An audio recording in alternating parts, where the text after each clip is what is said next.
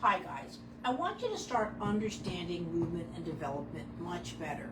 I don't expect you to know it coming into it, but I want you to be open to realize when your child's doing a milestone or not, because that's part of optimal development. We all are really good at or pretty good at external gratifications of movement, like how someone kicks a ball. We're looking at the ball.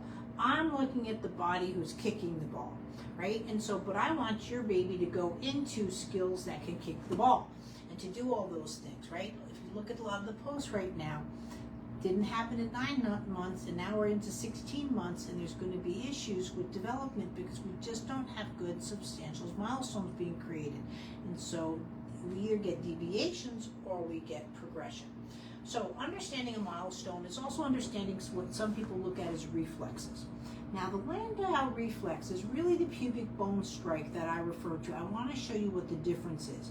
Now the Landau presents at a reflex, it's when the baby can supposedly tighten their back to a point and get in this, or what we say is a sphinx pose, right? This is really not what's happening. And the reasons why, the warnings you're looking at is you're expecting your baby to push up. It's not how it works. Your baby, especially if they have midline complications, can also show up here because they're starting to really back arch. And another big one that you're looking at with vision is it's really hard for your child to sort of look up. So they're really cocking their head back to a point where they can see up instead of look up. Does that make sense? So instead of looking up with their eyes, they're moving their head to move their eyes, right? So you want to know what the difference is. The Landau reflex, again, the pubic bone strike should be happening in about 4.5 months. What really is happening is your baby is also tummy time. They should be doing airplane at this point, right? And they're here and doing airplane. They should be able to move around. They're surfing off their pubic bone. They're moving around this way. It is not this. It's not a perpendicular, right? And then what happens is that they'll actually start to, what you might think is a plank, it really isn't, but they're meant to strike the pubic bone, right? That pubic bone strike is so important because that's also what brings the tongue out and the articulation there. So again, too, if you're not seeing the raspberry at this point, when they're doing this, if you're not seeing that the tongue protrudes past the lips now because of the pubic bone strike.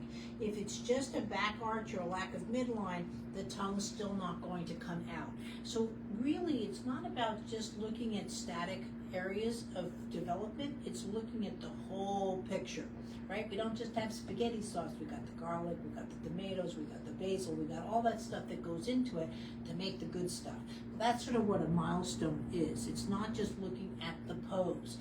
So when you're telling me that you're working on the tummy time course, let's say, I don't know how old your child is. So if your baby too is doing something like this and they're only a month or so old, I'm really concerned because now this is spasticity. This is not a reflex, right? And so, and then there's definitely no midline crossing going on at that stage because you're advancing into what you're thinking they're advancing into a milestone, right? It really progresses them or prevents them from progressing into something like that.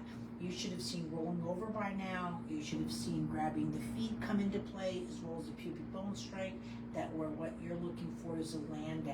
So this is why I like more information of what's going on, but understanding what it is to get you one step closer to helping your child the most efficient way possible. And that's what we're about here. There's a way of helping your child, right? But there's many ways of helping your child. We want right now the most efficient way because you don't have time to lose. Thanks.